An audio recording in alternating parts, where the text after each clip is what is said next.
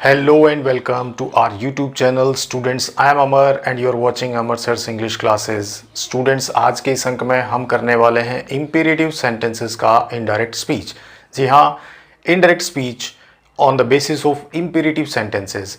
So without wasting your crucial time, let's get started.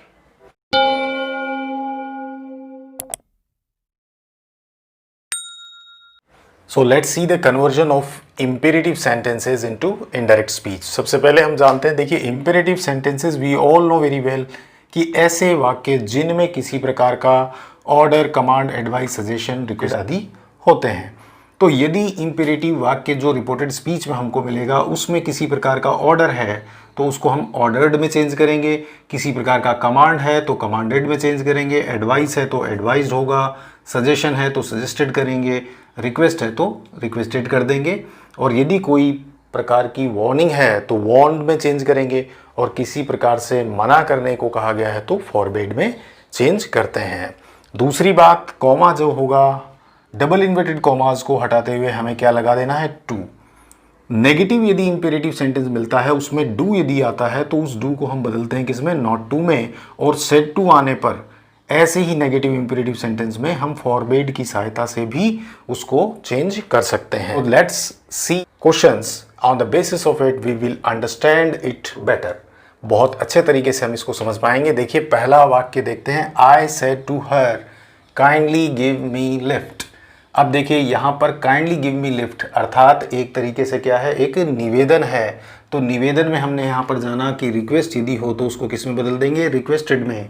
तो यहाँ पर जो रिपोर्टिंग वर्ब हमको मिल रही है इसको हम चेंज किस में कर देंगे, रिक्वेस्टेड में। So it will be change into requested. Object will be taken her, comma inverted commas को हटाते हुए हमें क्या लगा देना है, टू। अब काइंडली को हमने यहाँ रिक्वेस्टेड में बदल ही दिया है तो आगे क्या जाएगा, गिव। अब आया मी ऑब्जेक्टिव केस है फर्स्ट पर्सन का, और इसको हम किसके अनुसार बदलते हैं, हम बदलते हैं इसको सब्जेक्ट के अनुसार। सब्जेक्ट आई है तो इसका ऑब्जेक्टिव केस मी ही रहेगा, मी आ गया, और लास्ट में लेफ्ट, और यहाँ लगा देंगे फुल स्टॉप। तो इस प्रकार से सेंटेंस चेंज होता है। नेक्स्ट देखें, work hard comma said the mother. अब यहाँ पर हमको रिपोर्टिंग वर्ब बाद में मिल रही है और रिपोर्टेड स्पीच पहले मिल रही है। नो इश्यूज, करना हमें उसी पैटर्न पे है। तो सबसे पहले देखें रिपोर्टिंग वर्ब को, तो द मदर। अब माँ के द्वारा ये क्या की गई है, सलाह दी गई है। सलाह के लिए हमने यहाँ एडवाइस को किस में चेंज करना है, advice will be change into advised. So advised, object हमें कुछ दिया नहीं है तो उसके बाद कॉमा, इन्वर्टेड कॉमास को हटाते हुए हमें क्या लगाना है, to, and the reported speech it is work hard, और यहाँ लगा देंगे फुल स्टॉप। नेक्स्ट देखें, the teacher said, double inverted commas के अंदर में, do not make a noise, शोर मत मचाओ। एक टीचर ने कहा शोर मत मचाओ, तो एक टीचर के द्वारा ये क्या है, इट्स अ ऑर्डर। ऑर्डर को किस में चेंज करेंगे, ऑर्डर्ड में। तो कैसे होगा, the teacher ordered, comma inverted commas को हटाते हुए क्या लगा देंगे, टू। लेकिन यहाँ पर ऑलरेडी हमको क्या मिल रहा है, डू जब मिलता हो, नेगेटिव इंपेरेटिव हो, तो डू के स्थान पर क्या लगा देंगे, नॉट टू।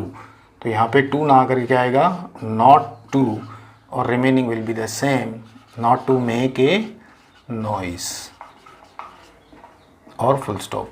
लास्ट वन देखें, द गार्डनर,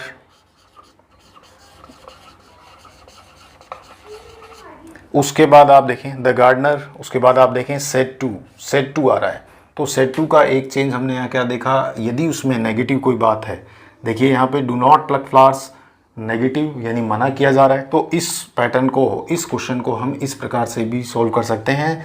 सेड टू के स्थान पे हम क्या ले लेंगे, फॉरबिड। फॉरबिड के बाद में कॉमा इन्वर्टेड कॉमास को हटाते हुए डू नॉट को ऑलरेडी हमने फॉरबिड में ले आए हैं, तो यहाँ पे आगे क्या होगा, कॉमा हटते हुए टू आ गया, कॉमा इन्वर्टेड कॉमास हट करके टू आ गया, और रिमेनिंग टू प्लक फ्लावर्स। इस प्रकार से इसको हम सॉल्व करेंगे। यानी इसका अर्थ क्या हुआ कि गार्डनर ने फूल तोड़ने के लिए मना किया है। अब इस के बाद हम देखने वाले हैं वो सेंटेंसेस जिनके अंदर में हमें, जिन वाक्यों के अंदर में लेट से शुरू होने वाले रिपोर्टेड स्पीच यदि हमको मिलते हैं तो उनको हम कैसे चेंज करते हैं। तो let's see them. Reported speech में यदि हमको लेट मिले तो उस सेंटेंस को किस प्रकार सॉल्व करें। देखिए, यदि लेट का संबंध उस रिपोर्टेड स्पीच के अंदर किसी प्रपोजल यानी किसी सुझाव से है तो ऐसी स्थिति में आरवी यानी रिपोर्टिंग वर्ब जो है उस रिपोर्टिंग वर्ब में सेड सेड टू पाए जाने पर हमें किस में चेंज करना है, प्रपोज्ड या सजेस्टेड में। ठीक है। Next, will remove let with should. We can remove let with should also, that is also another condition. So on this basis we are going to solve the questions which are based on imperative sentences. Next condition is that, अगली condition ये है कि यदि let का अर्थ उस वाक्य में किसी बात से सहमत या फिर किसी बात पर परसुएड करने से है, यानी राजी करने से किसी मामले पर, तो उस स्थिति में आरवी जो है reporting verb said said to को हम किस में चेंज कर देंगे, ऑर्डर्ड या रिक्वेस्टेड। और इन्वर्टेड कॉमा जो है उसको हटा करके हम क्या लगा देंगे, टू लगा देंगे, यानी एक प्रीपोजिशन टू का हम प्रयोग करेंगे। तीसरी कंडीशन होती है जब लेट का संबंध किसी कंडीशन से, किसी अनुमान से हो, किसी कल्पना से हो, तो ऐसी स्थिति में आरवी का जो सेड या सेड टू है उसको हम टोल्ड में बदलते हैं और लेट को हम रिमूव कर सकते हैं किसके साथ, माइट के साथ, और इन्वर्टेड कॉमास को हम दैट से रिप्लेस कर देते हैं। अब देखिए, पहला जो सेंटेंस हमको मिल रहा है, he said to me let us go to see the zoo. तो फर्स्ट सेंटेंस देखिए, he said to me, inverted commas के अंदर हमको मिल रहा है let us go to see the zoo. अब देखिए, लेट का यहाँ पे प्रयोग हुआ है तो एक कंडीशन तो ये है जहाँ हम लेट को शुड में बदल दें। तो देखिए, पहला तरीका तो ये हो गया, सेड टू को हम किस में बदल दें, proposed to me that, let को हम किस में बदल दें, शुड में। लेकिन उससे पहले अपन क्या करेंगे, जो यहाँ ऑब्जेक्टिव केस मिला हुआ है तो इसका हम सब्जेक्टिव केस बनाएंगे। वी का अस होता है तो उसको हम किसके अनुसार चेंज करेंगे, ही के अनुसार। तो अस में प्लूरल सेंस है और ही सिंगुलर सेंस है, इसके अनुसार हम उसको प्लूरल बना देंगे तो हो जाएगा वी, और लेट की जगह पे हम क्या लगा देंगे, should. Remaining will be the same, go to see the zoo. पहला तरीका तो ये। दूसरा ये हो सकता है, ही प्रपोज्ड टू मी, ठीक है, इसको हटा करके हम टू लगा दें और डायरेक्टली इसको हम सॉल्व कर दें, go to see the zoo. Both the answers are correct. Next one, the boy said to him let me work now. The boy said to him, तो the boy is the reporter of reporting verb and said to is the reporting verb, और इसको हमें किस चीज़ में बदलना होता है, said to को हम बदलेंगे क्योंकि यहाँ पर क्या किया गया है, निवेदन किया गया है।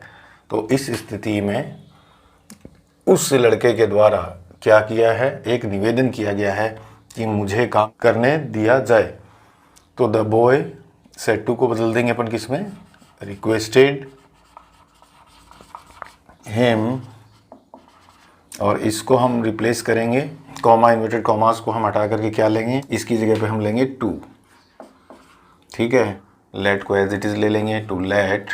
अब मी है, आई का जो ऑब्जेक्टिव केस होता है वो मी, और यहाँ पर हम किसका ऑब्जेक्टिव केस लेंगे, यहाँ पे द बॉय का लेंगे, तो लेट हिम वर्क, और नाउ जो है वो बदल जाएगा देन में, और यहाँ लगा देंगे full stop. Next one, the principal said to the peon, तो सेड टू, तो इस वाली कंडीशन में हम यहाँ पर देख रहे हैं कि एक प्योन को आदेशित किया है किसने, प्रिंसिपल ने। क्या कहा है, let the boys go away, कि इस सिचुएशन में प्रिंसिपल एज इट इज़ आ जाएगा द प्रिंसिपल, अब सेड टू, यहाँ पर एक आदेश दिया गया है, यहाँ पे एक प्रिंसिपल के द्वारा आदेश दिया गया किसी पियोन को। The principal ordered the peon to, inverted commas हटा करके क्या लगा देंगे, टू, रिमेनिंग ऐसे ले लेंगे, let the boys go away. अब देखो इसमें अवे का भाव आ रहा है, इसलिए दूर ले जाने की बात हो रही है, तो गो का कम नहीं होगा, इस कारण से यहाँ पे क्या होगा, गो अवे का अवे ही रहेगा।